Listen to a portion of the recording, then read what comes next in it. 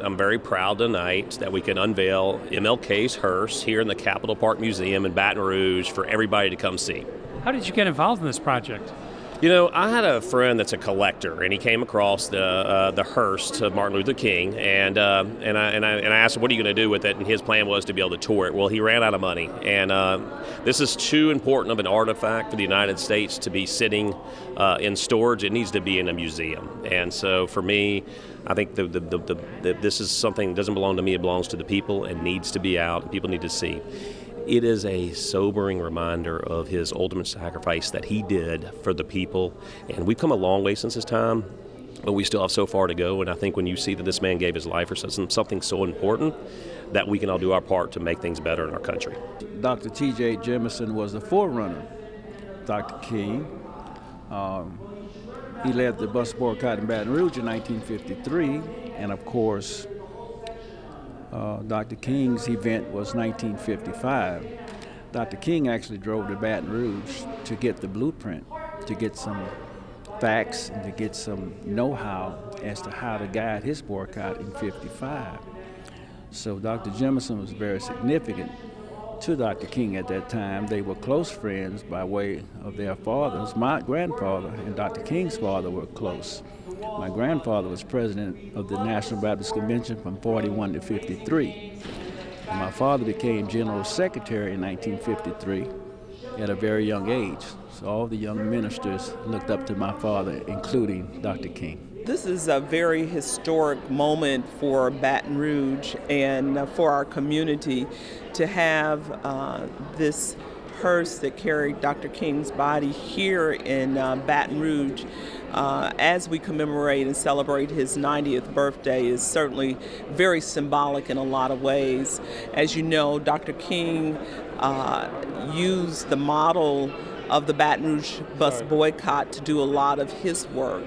But more importantly, as we speak these days to issues of unity, I believe being reminded of what Dr. King stood for certainly brings us to a time of reflection, and having this historic piece here in Baton Rouge speaks volumes. I'm just extremely grateful for the vision of businessman Todd Graves and wanting to bring this hearse here so that children can see it and families can see it, and then that, I believe, serves as a catalyst, as I said, for reflection about Dr. King and what his life meant, not only to Baton Rougeans, but to the nation and the world. We are just so thrilled to be able to feature in our museum here in Capitol Park a really poignant and interesting artifact, a grand artifact.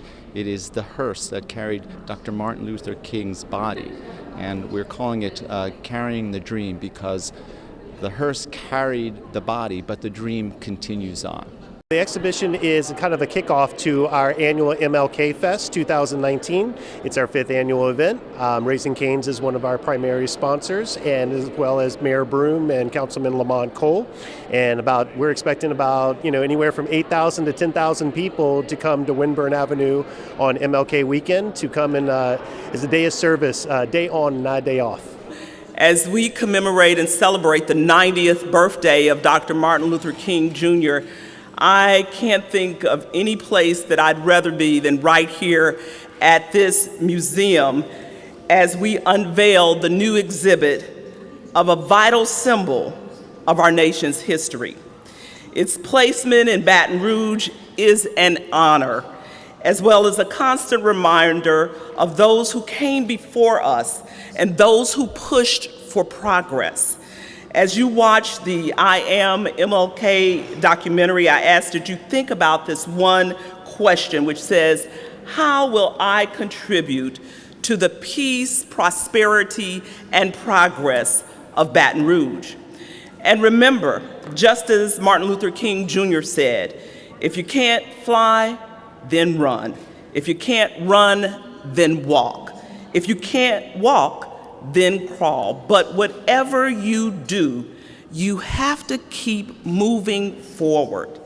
And so I want to thank the next person who's coming up for his visionary leadership, his desire to see a community unified, and to use Dr. King as a process in unification for this city and this parish. And so it gives me great pleasure right now to introduce the founder and CEO of Raising Cane's, and a man who works hard to preserve and honor the memory of Dr. Martin Luther King, Todd Graves.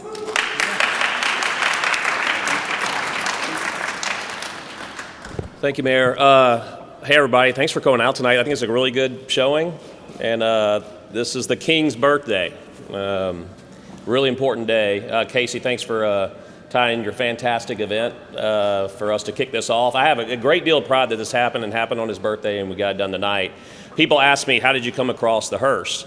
And so I have this man that I buy collectibles from every once in a while. So trivial things like Elvis's sunglasses, right? Things like that. And so he always stays in touch. Hey, I have these different things. And he said, hey, I've been working on something really interesting.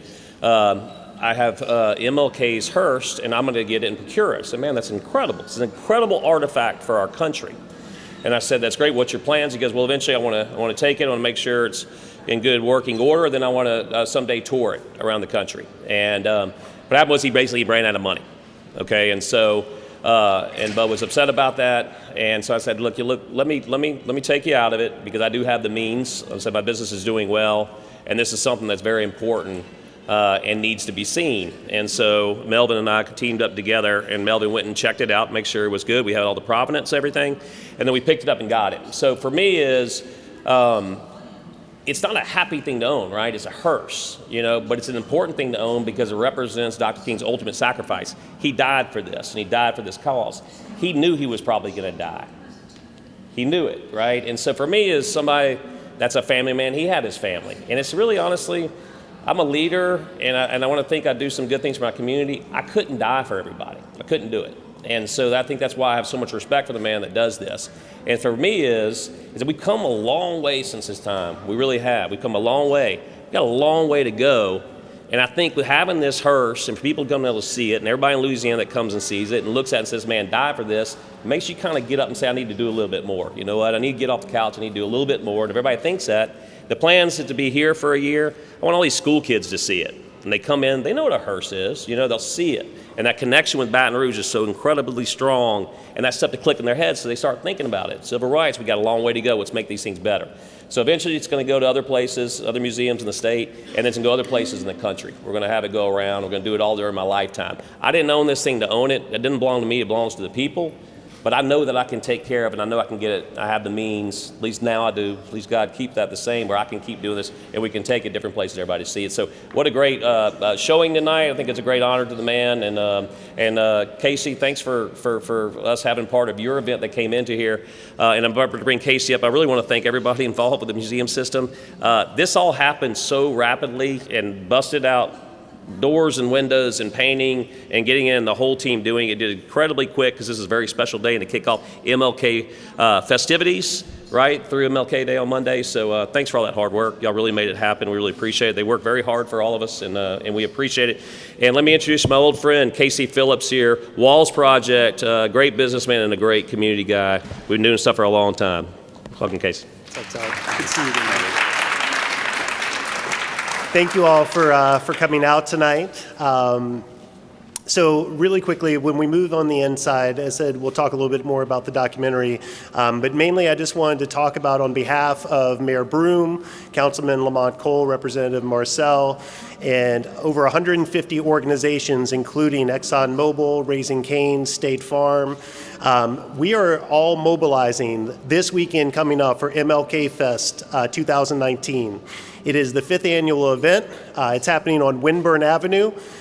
Show up at 8 a.m., work from till sunset every day, Friday, Saturday, Sunday, and Monday, regardless of the weather. We're going to be out there. And as I said, it's a day on and not a day off, but it's actually an entire 4-day cleanup event. We do blight remediation. We're launching our new urban farm called Baton Rouge Community Farm, which in partnership with Mayor Broome and the Go Get Healthy grant. We're going to be providing fresh food access in the 70805. Of course, because we're the mural organization, we got to paint murals. But truly, we're anticipating 5,000 to 6,000 with some good weather, maybe even up to 10,000 people. And just in this moment, everybody who's planning on coming out to MLK or who is participating in MLK, raise your hand. So we'll talk about it on the inside, but that is what I Am MLK is all about right there, ladies and gentlemen. Thank you all for coming out and supporting. Thanks to the State Museum, and of course, thanks Todd and Raising Cane's for bringing this very historical and important artifact into our home city. Thank you all.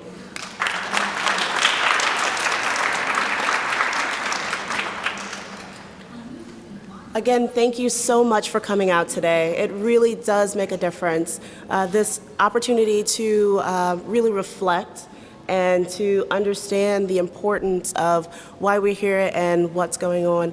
I did want to acknowledge that Mr. Jemison, the son of T.J. Jemison, who is that great leader, is here today. And that community partnership, that understanding of our history not being a past, but being something lived and something that's continually experienced, I think it's just a beautiful thing. So I'd love to continue to make these kinds of partnerships and to grow. I would also like to introduce my curator. This is Joey David, and we together have been able to put together this beautiful exhibition. A quote I'd like to share is, "If physical death is the price to pay to rid America of prejudice and injustice, nothing can be more redemptive." If you look inside the walls of the exhibition, that is a quote that is on the wall. And it was so important that we have that vital message. Some people have asked, why do we have a hearse in our museum? Why are we looking at something like, do our freedom fighters die? And is that something that we celebrate? No, what we're celebrating is his life. And the fact that this lineage, this history that he's left for us is so important, and just why. So please take some time, read the text. You can see the connection of Baton Rouge to this global understanding of where we are and where we want to be. So thank you and enjoy. Dr. King certainly did have a connection with Baton Rouge. He was a friend of the late Reverend T.J. Jemison. And also, as I said, he modeled his boycott off of what took place here in Baton Rouge. So there was definitely a connection. What goes through your mind when you take a look at this historic hearse here? When I take a look at this historic hearse, I think about Martin Luther King, what his words mean to me as a leader, what his words mean and can mean across generations in terms of equity and inclusion, peace, prosperity, progress. All of what Dr. King stood for are principles that we can apply in our lives today that make us stronger as a community. And there's also an exhibit here of the lunch counter that was so famous in Baton Rouge's civil rights history. I am extremely delighted that this museum is now carrying a number of artifacts from the civil rights movement, such as the lunch counter. All of it helps certainly those of us who recall that history to reflect, but it also assists our young people in knowing and being educated about their history right here in Baton Rouge. It's really significant. This is my first opportunity to see this limo in person. And of course, it gives me a thrill to see it, to see the car that brought Dr. King from the morgue to the hospital, from the hospital to the morgue, and from the morgue to the airport in Memphis. So it's really significant to see it and to be able to touch it and to sit in it. It's really a lovely loan, if you will, right? The function of museums, in part, is this transference of private ownership to public display. And so to be able to show the hearse, but also put it into a context, and more specifically a Baton Rouge historical context, to be able to draw the connections between Dr. Martin Luther King and people like the Reverend Jemison is just an extraordinary opportunity for the museum and for the audiences that we serve. Well, it's important because we need to take care of one another, and we have the ability to solve all the problems that we have in our city, and this is just by leveraging the resources that we all have and caring about one another. Your reaction to the Hearse being here in Baton Rouge? I mean, what a special gift, right?